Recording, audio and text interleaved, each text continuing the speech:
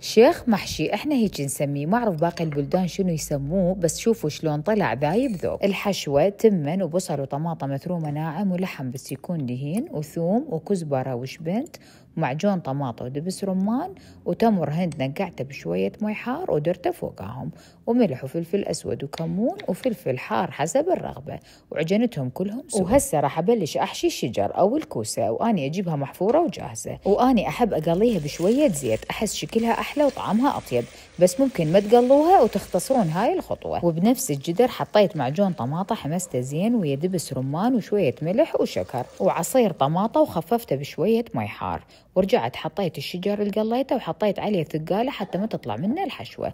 يحتاج تقريبا 45 دقيقة ويكون جاهز، والثقالة نشيلها بنص الطبخة. طبعا هاي الوصفة أحسها من الوصفات القديمة مال الأمهات والبيبيات، بس أني كلش أحبها وحبيت أذكركم بيها خاف ناسيها.